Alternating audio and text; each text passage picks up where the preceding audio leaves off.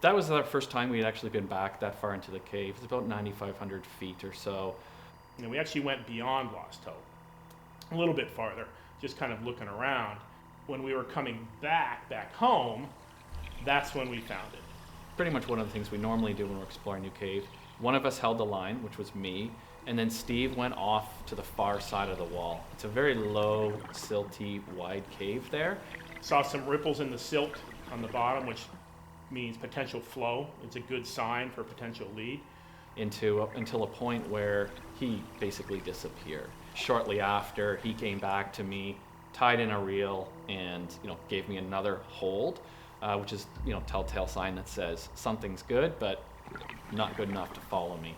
But you really had to push through silt and a girthite ceiling to get through it. Well, I popped into a little wider area, a little taller, and so I went about 50 feet, tied off, looked around, it still went. A short time later, he came back, gave me a sign saying, hey, you go check it out and tell me what you think. I was expecting to be going through zero visibility. That's typically what happens when someone's gone through. You come back, you're not going to see anything. To my delight, I could definitely see it was low. I could see where Steve had gone, one, because of the line, and two, because the imprint of his body and his equipment pushing through was there, but there was no silt. That meant only one thing. Flow was pulling that silt. And most interesting was pulling that silt into that passage. If you go back a number of years when Jared and Casey described their last dive, they said, I think it was Casey said, where did the flow go? We don't know. That's where the flow has gone. So he came back out, and we called the dive at that point because we'd already been in the water for quite a long time, and it was time to head home. But where we left the line, the end of the line, it still had going time. The next time we went back, it was now time to actually do something. We had proper team, proper support on the surface, and lots of time. So we made a dive plan, determined how many drive bottles, safety bottles, and scooters we needed. I went to the end of the line, tied in, and started swimming. And we were going through this tunnel, and shortly thereafter, it started getting bigger and bigger, and we actually saw blue water, and it got a little colder. For our first dive in there, this was pretty exciting. Some of the sections were deceivingly beautiful, clear, warm water. They were like mirages because very quickly they went back into low, silty areas. And laid about 2,000 feet of line. And at the end of that, we have to work your way around this massive silt mound.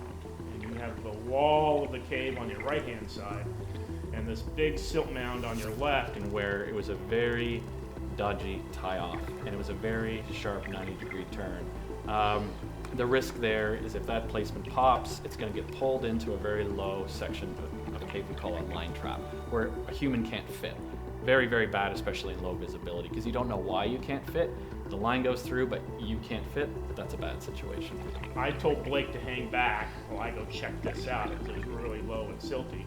I ended up pushing through, and then once I pushed through this restriction of silt, it opens up into quite a big cave, actually larger than what we had just been swimming through. We ultimately terminated the dive. It came to me and basically signaled, hey, something's not great here. It indicated that something was wrong with his rebreather.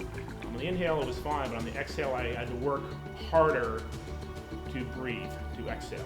And it got progressively worse until we kind of got back to the junction of this new Lost Hope tunnel and the main conduit. Then it just got extremely difficult. It's far enough into the cave where it's like, okay, let's stop, let's try and figure this out. We're not like in a short cave where we can just say bail out and go home. We still had about another approximately hour and a half before we got back to our deco bottles of scootering back through the main conduit. And just the amount of effort to exhale and the extra pressure on the lungs to exhale, it was getting worse and worse and worse. It was very difficult. So we stopped a few times. I had Blake look, make sure nothing was jammed in the rebreather itself, got full of silt, and did my best analysis I could do on his rebreather. I couldn't figure it out. I thought he was crazy, but of course he's my buddy. I'm going to believe him. Nothing, we couldn't see anything from the outside, anything definitively wrong with it. It was just something I had to deal with all the way home, which we did, but it made the exit much harder. And then actually it was so difficult, I just said, I'm not going to deal with this anymore during decompression. For the 3 or 4 hours of decompression, I just meant to open circuit.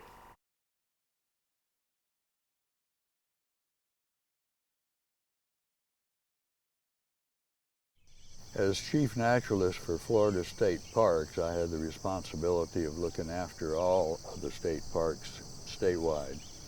And springs were part of the mix. They didn't get any special attention. I mean, after all, the water boiled up out of the ground and we didn't have to do a thing. The parks I worked at earlier in my career were river parks. I worked at several beach parks, coastal parks, historic sites. Wakulla Springs was my first park with a spring. And at the time I thought, well, the spring is really not my focus. The spring will take care of itself. The first spring that was acquired by the state of Florida was Manatee Spring in 1949. And back then, and in fact until recent years, it was thought that all we had to do was buy a spring and it was protected. The thought process at the time, you take care of the spring, the hole in the ground, and you buy the land around it, you're good. But then I later soon realized that there was more to protecting the spring than just protecting that hole in the ground where the water came out.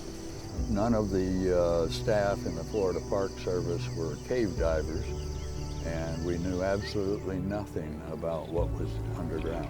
Some ideas about maybe where the cave system was coming from, but we really didn't know much about it. So it's hard to manage a resource that you don't understand. I mean, my years of experience in the past is, you know, you conduct prescribed burns, you remove exotics, you stop coastal erosion. All those things are visible and pretty, there can be a big undertaking, but it's something you can look at and plan for. Managing something that's kind of invisible is difficult. Geoscientists call springs the canary in the coal mine. And what does that mean? That means, you know, in a coal mine, if the air is not good, the canary's not happy. Well, in the sense of groundwater quality, if the groundwater quality starts to decline, the water quality in the springs is the first place to really notice that change. And it's deceiving because spring water can be crystal clear, and yet you can have problems with its quality. But it also turns out in karst regions, like the Woodville Karst Plain, the groundwater that is in this massive karst aquifer is highly vulnerable to the things humans do at the land surface. So things like where you site a landfill, or where you put wastewater effluent spring field, or septic tanks for that matter.